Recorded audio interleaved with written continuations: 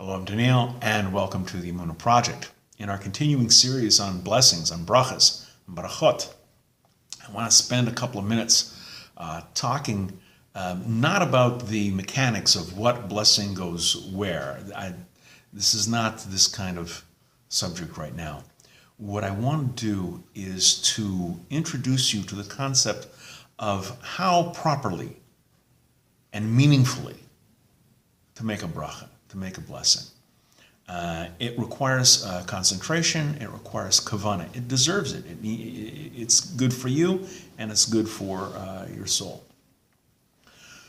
When you have an opportunity, when you get to make a blessing, take a bite from an apple, for example. Stop. Think about what you're doing. Take a moment in your mind to remember what the proper blessing is. Have it in your mind before you start. Don't start making the bracha and then halfway through realize you're making the wrong bracha. Start beforehand. This is an apple. This is a fruit from a tree as opposed to a fruit or a vegetable that comes out of the ground. So the blessing is Baalei Tshuva, brings blessing God, thanking God for the fruit that comes from a tree. Have it in your mind. Say it with meaning. If you understand Hebrew, and if you're saying it in Hebrew, concentrate on the words. Make it meaningful. Everyone talks about meaningless ritual. Make it a meaningful ritual. So when you're thanking God, Baruch atah Hashem, Elokeinu melech haolam, blessed are you, God, our God, King of the universe, Baalei Tshuva, who brings forth fruit from the tree. Then you take a bite. Don't just gobble it like an animal. Take a moment to make something holy. And don't say, Baalei Tshuva, think of it. Take your time.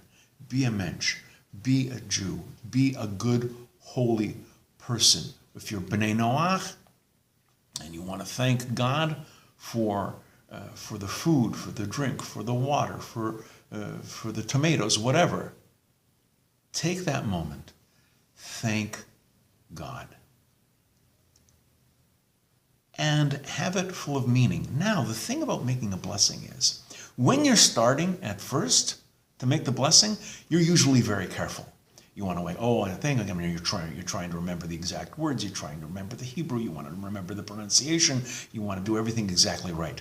That's not when you're going to make a mistake. You're going to make a mistake when you're starting to get used to it, when you've done it a bunch of times, and you're starting to feel confident. That's when you're going to make a mistake. You know what's going to happen? It's going to be Shabbos, and you're going to be ready to light the candles. You've done it for weeks. You've done it for a month, 2 months, 3 months. You're an old hand at it. And you're thinking, okay, you get some time. You're ready and do the candles, and we're going to do the kiddush, and then we're going to. And so you light the candles, and then you say Baruch atah Hashem Elokeinu melech haolam asher kishanu mitzvah b'zmano al natilas yadayim, and you make the blessing for washing hands. Think. If you followed the steps that I set out, take a moment, take a breath, clear your mind, have in your mind what the blessing is before you open your mouth. Because then it becomes problematic when you start mentioning the name of God and then you've done it for no reason. We'll get into that in another video. But for now, when we're making when we're making the bracha, what you do is take a second. You can take a second or two. If you're lighting candles, have the bracha in mind. Lahadlik ner shel Shabbos, lahadlik ner shel Yontif. Have it in the mind. And so when you're starting, you've already got that in your mind, and use it and have some meaning to it. So when you're saying the blessing, it's meaningful. If you're washing your hand, al natilas yadayim, have it in your mind. Take a moment, wash your hands, dry it, say the blessing. If you're doing hamotzi, if you're doing the blessing on bread, take a minute. It is a holy moment, the beginning of a meal, blessing bread, especially Shabbos, 2 loaves of bread, reminding us of the double portion of manna given on Friday. It's a holy moment. Take a second. It deserves it, and your soul deserves it. Think of the blessing. Hamoitzi lechem min haaretz, who's brought forth bread from the earth. It's meaningful. Say it. Say it the way it should be said. Meaningful ritual. And afterwards, pause. Now, some things, food, drink, there's a blessing before, and there's a blessing after. The grace after meals, if people who grew up in a non-Jewish culture or have been out for a while, everyone's familiar with in Christian society. Everybody does a grace before meals. Grace before meals, absolutely.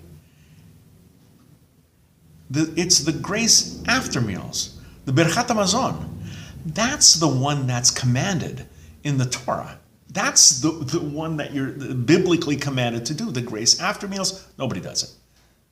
We as Jews, when we've satisfied ourselves, when we've had the meal, that's when we're supposed to thank God. There's the blessings before and the blessing after. Don't forget those after brachas. We're going to be doing more videos along the nature of blessing. Until that time, on behalf of the Emunah Project, I'm Daniel, and thank you too much.